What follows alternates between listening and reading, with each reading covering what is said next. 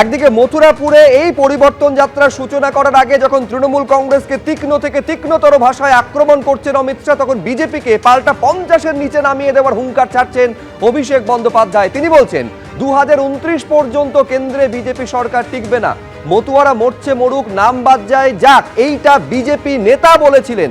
আজকে কি বললেন অভিষেক বন্দ্যোপাধ্যায় দেখাবো। জনগণ আগামী দিন দেখিয়ে দেবে, একটা গ্রামে একটা বুথে যদি একটা লোক এদের ভোট দেয়, বোঝাবেন যা দরকার আপনার পাশে তৃণমূল দাঁড়াবে। এলাকায় যা লাগবে তালিকা তৈরি করুন, নির্বাচনের পর আমি কথা দিচ্ছি আমার সামর্থ্য অনুযায়ী আমি করে দেবো। আমাদের দায় দায়িত্ব।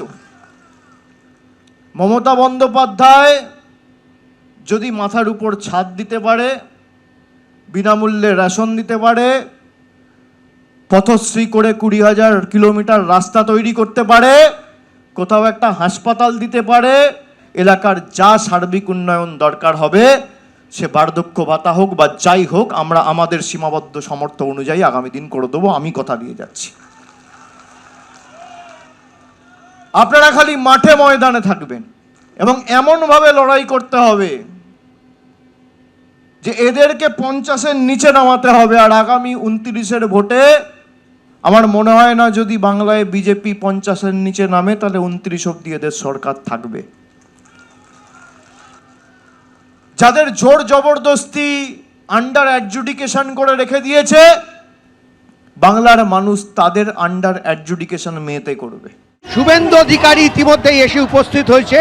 সন্দীপ সেই ছবিতে দেখাচ্ছে যে তাকে সংবর্ধনা জানানো হলো এবং গোটা মঞ্চ জুড়ে বিজেপির একাধিক নেতৃত্ব তারা কিন্তু এখান থেকে আনুষ্ঠানিকভাবে সূচনা করবেন পরিবর্তন যাত্রার। এবং শুভেন্দু অধিকারী থেকে শুরু করে কেন্দ্রীয় মন্ত্রীরা তারা এখান থেকে আনুষ্ঠানিকভাবে এই যে পরিবর্তন যাত্রা, যার মূল স্লোগান হচ্ছে পাল্টানো দরকার চাই বিজেপি সরকার, সেই স্লোগানকে সামনে রেখে তারা কিন্তু তাদের পরিবর্তন যাত্রা এখান থেকে শুরু হবে। দেখো, আমরা জানি যে গত লোকসভা নির্বাচনের আগে সন্দেশখালী কিন্তু ছিল সংবাদের শিরোনামে। দিনের পর দিন সন্দেশখালীকে কেন্দ্র করে একাধিক ঘটনা ঘটেছে এবং এখানে শুভেন্দু অধিকারী সেই সময় সন্দেশখালী যাওয়ার পথে বারবার আক্রান্ত হয়েছেন বলে তিনি অভিযোগ করেছেন, তাকে ঢুকতে দেওয়া হয়নি বলে অভিযোগ করেছেন।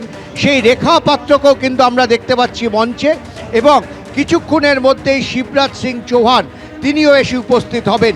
বিজেপির কাছে এবার 2026-এর বিধানসভা নির্বাচন তাদের কাছে একদম রীতিমতন চ্যালেঞ্জের, কারণ যে অবস্থায় দাঁড়িয়ে এবার ভোট হতে চলেছে সেইখানে দাঁড়িয়ে তারা মনে করছেন যে পরিবর্তনটা অবশ্যম্ভাবী। এই কারণেই তাদের স্লোগান পাল্টানো দরকার চাই বিজেপি সরকার। 9খানা জায়গা থেকে 9টা রথ, যার রথের যদিও তারা নাম দেননি, কারণ রথ এই শব্দটা ব্যবহার করে গতবার যখন তারা করতে চেয়েছিলেন তখন আদালত থেকে অনুমতি দেওয়া হয়নি। এবার সেই কারণে তারা এই যাত্রার নাম দিয়েছেন পরিবর্তন যাত্রা। 9টা প্রান্ত থেকে এই পরিবর্তন যাত্রা বেরোবে।